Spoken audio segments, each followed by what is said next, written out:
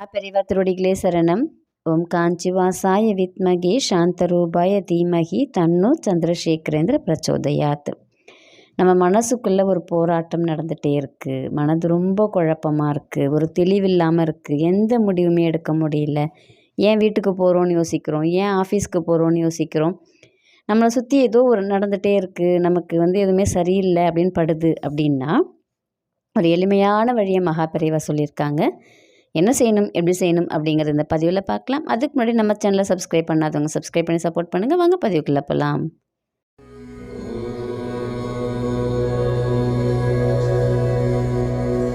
மனது சில சமயம் நம்மளுடைய கண்ட்ரோலில் இல்லை, அது வெளியில் ஓடி போகுது, கண்டதையும் யோசிக்குது அப்படின்னா கண்ட்ரோல் பண்ணுறதுங்கிறது ஈஸியான வேலை கிடையாது. ஆனால் நம்ம மகாபெரிவா ரொம்ப எளிமையான வழியை நமக்கு சொல்லி கொடுக்குறாங்க.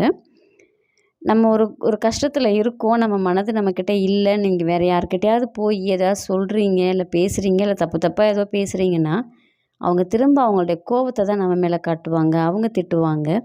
நம்மளால் நம்மளால் கண்ட்ரோல் பண்ண முடியாத மாதிரி சூழ்நிலை வந்துடும். அதை புரிஞ்சிக்கிற அளவுக்கு யாருக்கும் இல்லை. இப்போது நேரமும் இல்லை, அவங்களே குறை சொல்லக்கூடாது, யாருக்கும் நேரமும் இல்லை.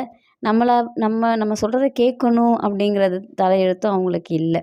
அப்போ நம்ம அந்த மாதிரிலாம் சொல்கிறதுக்கு பதிலாக நம்மளோட குலதெய்வத்தை நம்ம பிடிச்சிக்கணும் அப்படின்னு சொல்கிறாங்க பெரியவா. எப்பயுமே மகாபெரிவா குலதெய்வத்துக்கு தான் முக்கியத்துவம் கொடுப்பாங்க. குலதெய்வம் நம்ம வீட்டுக்கு வந்துருச்சு அப்படின்னாலே எல்லா தெய்வங்களும் பின்னாடியே வந்துடுவாங்க.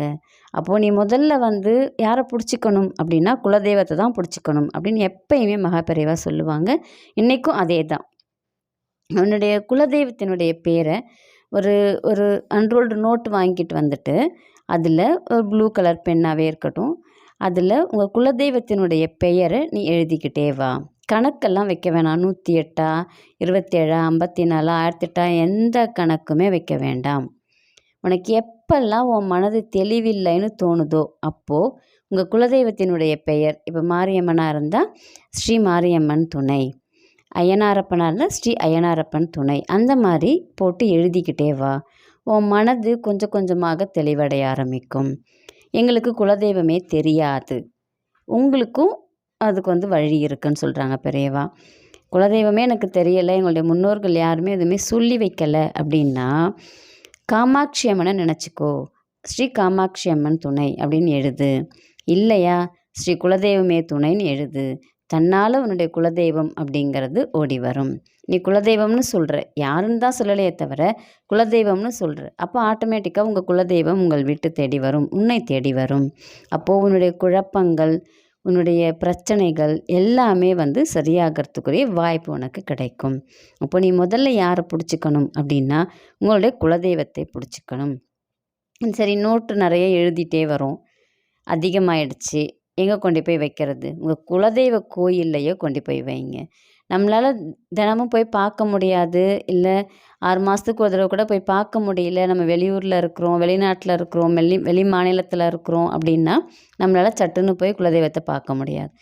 ஒரு வருஷத்துக்கு ஒரு முறையாவது நம்ம குலதெய்வத்தை போய் நம்ம பார்த்தாகணும் அப்படின்னு சொல்கிறாங்க பெரியவா.